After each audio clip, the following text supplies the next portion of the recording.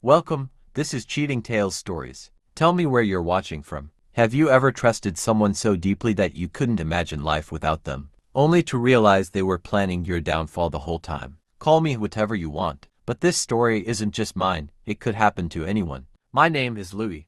I'm 32, an accountant from Lisbon. Not flashy, not rich, just careful. I grew up watching my dad work 3 jobs to keep food on the table. So when I started earning, I learned to save. Every cent counted. 5 years ago, I met Talisa at a business networking event. She was charming, confident, always the center of attention. She sold real estate and had that kind of energy that drew everyone in. To be honest, I didn't think a woman like her would look twice at me. But she did. We fell hard, fast. Dinners turned to weekends away. She said I made her feel safe. I believed her. By the end of year 2, we were living together. And by year 3, we were engaged. She wanted a wedding in Porto and a honeymoon in Bora Bora.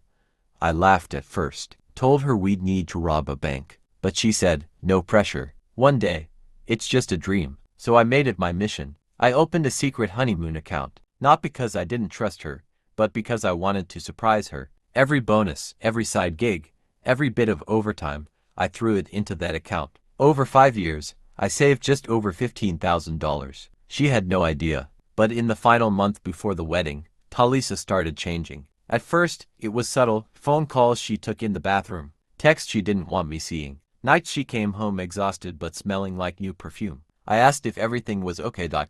She snapped, why are you acting so paranoid lately? Maybe I was paranoid. Stress does that, right? Still, something felt off. 2 weeks before the wedding, she insisted we separate our finances just for clarity. She framed it as something her financial planner recommended. I found it odd, but I agreed. After all, I still had the honeymoon fund safely tucked away, or so I thought. 3 days before the wedding, I noticed she wasn't home by midnight. No calls, no texts. I called her twice, straight to voicemail. The next morning, her closet was half empty, her phone disconnected. My heart sank. I rushed to the wedding venue. The manager handed me a cancellation receipt signed by her. She had canceled everything. The venue, the caterers, the photographer. Everything in her name. The worst part, she had transferred all the money from our joint account 2 days earlier, including the honeymoon fund. That's when I realized she knew all along. I stood in the middle of our half-packed apartment, shaking, my entire world caving in.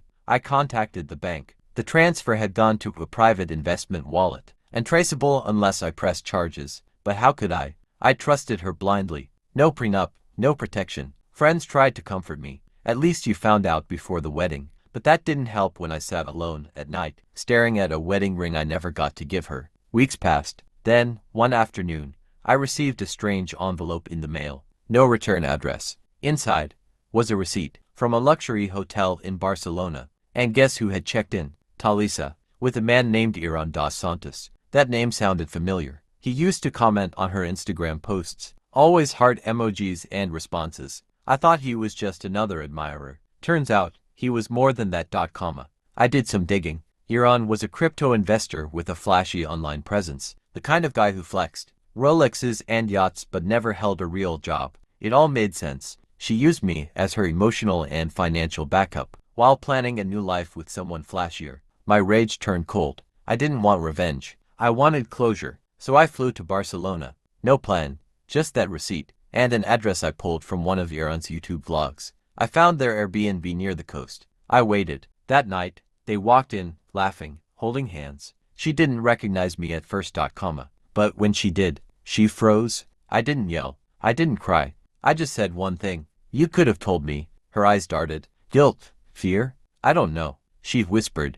I didn't want to hurt you. I just needed more. Then Iran stepped between us and said, you should go, man. This is embarrassing. I laughed. You know what's embarrassing? Waking up the day before your wedding to find the woman you love has stolen your future. He scoffed. Talisa wouldn't even look me in the eye. I turned around and walked away. But I wasn't done. 2 months later, I filed a civil claim, not for theft, but for fraud. I had proof, the secret transfers, the cancellation receipt, and evidence she never intended to go through with the marriage. It wasn't easy, but I won. She was ordered to repay $11,400. It didn't erase the pain, but it felt like something. She never apologized. Last I heard, She and Iran broke up after his business collapsed. Me. I traveled solo to Bora Bora with the remainder of my savings. Not out of spite, out of healing. And I made a promise to myself. Never confuse chemistry with character again. If you've ever felt blindsided by someone you loved, no, you're not alone. Hit subscribe for more true stories like this, the kind they never tell you in fairy tales.